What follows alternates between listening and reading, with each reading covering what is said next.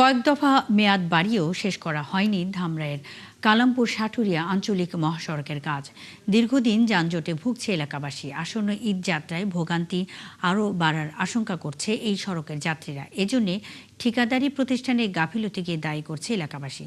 মোহাম্মদ রাসেল হোসেনের পাঠানো তথ্য ও চিত্রে প্রতিবেদন।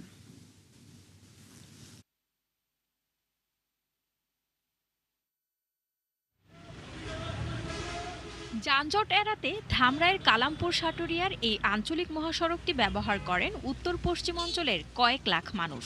অথচ সড়কটির অবস্থা অত্যন্ত বেহাল। খানাখন্দে ভরা এই রাস্তায় প্রতিদিনই ঘটছে দুর্ঘটনা। এই মহাসড়কটির উন্নয়নে ২০২৩ সালে টেন্ডারে ২৮৬ কোটি টাকা চুক্তিতে কাজ পায় ন্যাশনাল ডেভেলপমেন্ট ইঞ্জিনিয়ারিং লিমিটেড। প্রায় ৩ বছরেও ৬০% কাজ শেষ করতে পারেনি। পথচারীরা বলছেন, কাজ ধীর গতিতে হওয়ায় ভোগান্তি আরও বেড়েছে। তো উন্নয়নমূলক কাজটা একটু দ্রুত হলে মানুষজনের সুবিধাটা একটু ভালো হয় আর কি, এটাই মানুষের চাওয়া। অনেক পানি টানি জমে, সামনে ঈদের সময় দেখা যায় মানুষ এদিক দিয়ে চলাফেরা করতে পারে না, মাঝে মাঝে দুর্ঘটনা ঘটে। এই যে আমরা যে এই সেনজিনে আমরা যাই, সাটুরিয়া যাই, এটা যাবে গেলে ভাঙ্গাচোরা নিয়ে অনেক সময় গাড়ি ভাঙ্গে পড়েও জায়গা। চালকরা বলছেন, প্রতিদিনই গাড়ির বেয়ারিং, স্প্রিং ভাঙা সহ নষ্ট হচ্ছে বিভিন্ন যন্ত্রাংশ। বেয়ারিং ভাঙ্গে, পাত্তি ভাঙ্গে, গাড়ি পল্টি দেয়, অনেক ঝামেলায় আছি। এ রোডে গাড়ি চলে খুব কষ্ট করে। তো অনেক সময় রুগী টুগি নিয়ে গেলে তো একটু ঝামেলা হয়, ডেলিভারি রুগী নিয়ে গেলে ঝামেলা হয়। প্রকল্প পরিচালক জানান, ভূমি অধিগ্রহণ জটিলতায় কাজ শেষ করা যায়নি। সমস্যা এখন শুধু ল্যান্ড পেলে আমরা কাজ করতে পারবো, ল্যান্ডের সমস্যা, ল্যান্ড অ্যাকুইজিশন প্রবলেম। জি আমরা কাজ করতেছি, যেখান থেকে সেখানে করতেছি। তারপরে নজর কাজ থেকে যাবে, সেটা এক্সটেনশন হইলে তারপর আমরা কাজ করতে পারবো। এই ঈদের আগেই সড়কটি মেরামত করে চলাচলযোগ্য করার কথা জানান সড়ক ও জনপথ বিভাগের নির্বাহী প্রকৌশলী।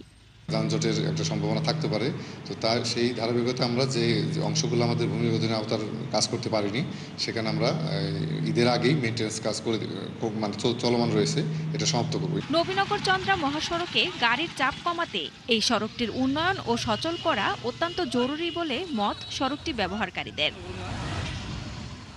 শান্তা ইসলাম, ৭১। ধামরাইয়ের সাটুরিয়া মহাসড়কের কাজের ধীরগতি ও গাফিলতি নিয়ে জানাতে যুক্ত হচ্ছেন সহকর্মী মোহাম্মদ রাসেল হোসেন। রাসেল, মহাসড়কটিতে ঈদে যানজট নিরসনে প্রশাসনের পক্ষ থেকে কোনো পদক্ষেপ নেওয়া হয়েছে কিনা জানাবেন।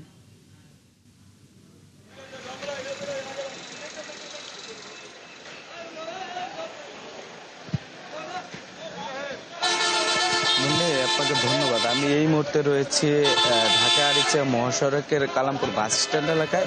যে আপনি যেটা বলছেন, কালামপুর সাটুরিয়া আঞ্চলিক মহাসড়ক ঠিক প্রবেশদ্বারে। এই সড়কটি কিন্তু অন্তত ব্যস্ততম একটি সড়ক। এই সড়কটি কালামপুর সাটুরিয়া আঞ্চলিক মহাসড়কের যে সাটুরিয়া গর্জনা পর্যন্ত রয়েছে ২৪ কিলোমিটারের রাস্তার উন্নয়নমূলক কাজ চলছে, কিন্তু এই রাস্তাটি বিভিন্ন জায়গায় কাজ বাকি রেখে কাজ করায় কিন্তু খানাখন্দে ভরে গেছে। প্রতিদিনই এই রাস্তায় কোনো না কোনো দুর্ঘটনা ঘটছে। আমরা যদি ক্যামেরার মাধ্যমে দেখাই, দেখবেন যে এই রাস্তাটি কিন্তু যে প্রবেশদ্বার রয়েছে সেখানেই কিন্তু একদম ভাঙা।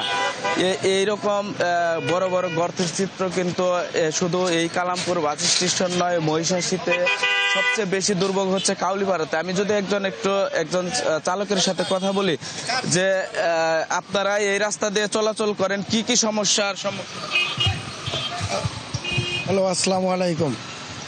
অনেক সমস্যা ভাই, আমরা অনেক বিপদের মধ্যে আছি, কারণ কমসে কম ১০০ অটো উল্টে গেছে গা, ঠিক আছে। তারপর অনেকে যাত্রী ব্যথা পাইছে, একটু বৃষ্টি এলে পানি বাজা যায়, এটা থাকবে উৎসাহ, ঠিক আছে। অনেক নিচে পানি বাজা যায়, আমরা অনেক ভোগান্তির মধ্যে আছি।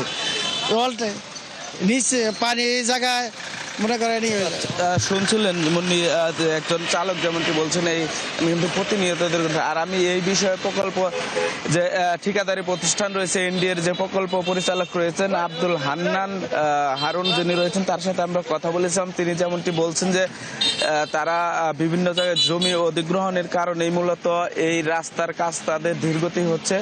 এই পর্যন্ত কিন্তু তারা 2বার মেয়াদ বাড়িয়েছেন, সামনে আরেকবার মেয়াদ বাড়ানোর জন্য আবেদনও করেছেন। তারা যেটি বলছেন, ইস্তারা যেটি বলছেন যে ঠিকাদারের গাফালিতে মূলত এই রাস্তাটি ধীরগতি তৈরি হয়েছে। স্থানীয়রা বলছেন যে সব জায়গায় জমি অধিগ্রহণ বাকি রয়েছে সেই অংশে কাজ বাকি থাকবে, অন্যথায় কিন্তু বাকি থাকার কথা নাই তাদের গাফালিতির কারণে। আর সড়ক ও জনপথ বিভাগের সাথে কথা বলেছিলাম, তারা যেমনটি বলছেন যে তারা ঈদের আগে এই রাস্তাটি মোহাম্মদ রাসেল হোসেন, অসংখ্য ধন্যবাদ।